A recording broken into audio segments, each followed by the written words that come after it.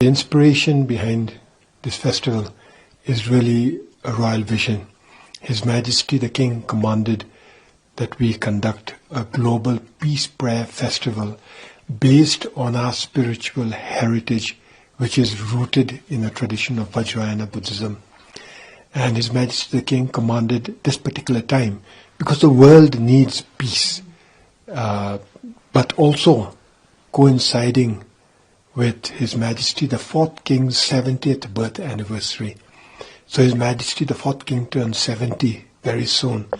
And as you know, that he abdicated the throne when he was 51, around the time that he introduced democracy in Bhutan. So he's turning 70, and His Majesty the King commanded that while the world needs peace and we need to conduct a profound sacred ceremony praying for global peace, we should, what better time to do it than coinciding with His Majesty the Fourth King's 70th birth anniversary. Absolutely. So given the instability in Bhutan's neighborhood, we saw that in Myanmar, Bangladesh, Nepal, do you see Bhutan emerging as a spiritual and diplomatic bridge for peace in South Asia? I don't know about a bridge, but we are already a hub. We are the last surviving Vajrayana kingdom on the earth. Not only are we a last surviving Vajrayana country, but Vajrayana, the traditions, the spirituality of Vajrayana Buddhism is thriving in Bhutan. And His Majesty the King has already invited all different schools of Vajrayana to set up a base in the Thimphu Mindfulness City. So the Thimphu Mindfulness City is now going to be a hub, an international hub for Vajrayana Buddhism. So Bhutan and India share a deep spiritual and civilizational bond which is rooted in Buddhism, as we all know. How do you view India's presence and participation in the festival, and are Indian Buddhist monasteries or spiritual leaders also invited to this festival? Yeah, there are many Indian spiritual masters taking part in the festivals. They are also conducting prayers, leading prayers in the Global Peace Prayer Festival. Many practitioners from India are here, and there are many different sects of Buddhism who are attending the Global Peace Prayer Festival. And this prayer festival is being conducted with significant support from the government of India too. Right. So Prime Minister Modi has personally supported Buddhist initiatives from celebrating Vesak to strengthening Buddhist circuits in India. Do you see opportunities for Bhutan and India to collaborate more closely in promoting Buddhism as a force of peace and sustainable development? We already collaborate. In fact, in about a week's time, no, in 4 days' time, one of Lord Buddha's most sacred relics, one of the most sacred relics of Lord Buddha is going to be arriving in Bhutan. And this is Prime Minister Modi. He has granted permission that this very sacred, special, precious relic be flown into Bhutan so that the worshippers in Bhutan and around the world can worship this, offer prayers and worship this sacred relic during the Global Peace Prayer Festival.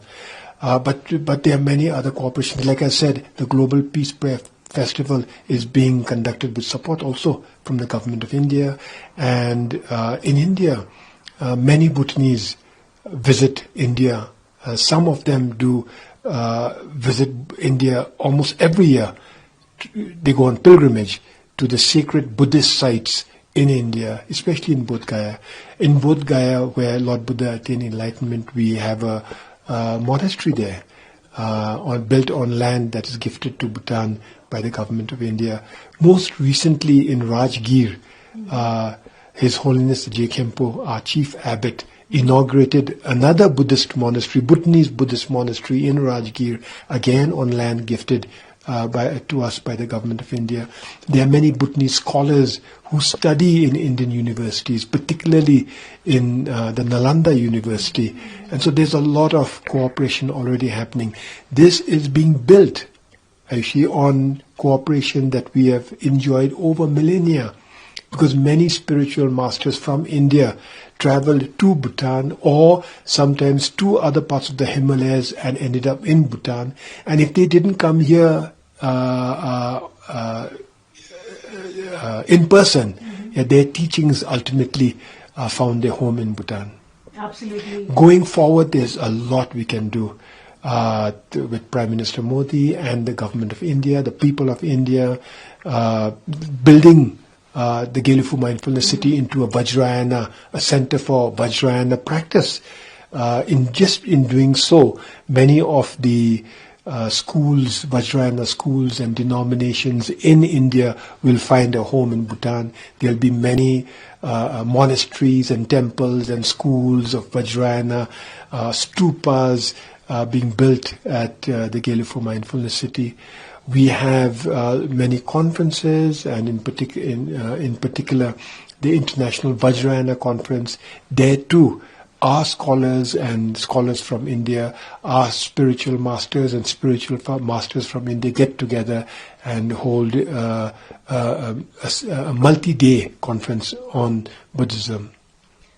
Thank you. Absolutely. And sir, just the last question on India-Bhutan relationship. How do you see the relationship growing? In which sectors it is thriving? In which sectors do you see the relationship going forward as well? I've mentioned this to you before. Yeah. Our ties are more than a relationship. It is a friendship. Yeah, and our friendship is very, very strong. The anchor of our friendship is our leaders.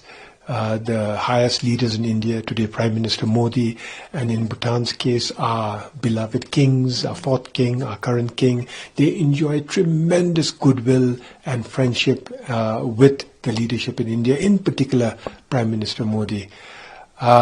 In the past, our cooperation was defined by development partnership and development cooperation, and we have benefited tremendously from this partnership with India. While this continues even today, this development cooperation continues even to this day, we are stepping up our economic cooperation, particularly in the development of hydropower projects. Earlier, all our hydropower projects was government to government, government of India to government of Bhutan. Now, a lot of the private sector from India are entering the hydropower space in Bhutan and are investing in developing a hydropower. So in the energy sector, in the economy in general, but particularly in the energy sector, we see a lot of cooperation. Going forward, there's tremendous excitement in the Gelugfu Mindfulness City, a special administrative region, a royal vision that has already started being built along our borders with India. And this particular project is going to benefit both India and Bhutan. And through this partnership is going to benefit much else in South Asia and across Asia and indeed the world. And this partnership can succeed in Bhutan. It will succeed because of the royal vision and the leadership of His Majesty the King, but will also succeed because of the support, unconditional support that the Indian leadership, particularly Prime Minister Modi and the government, is giving this project.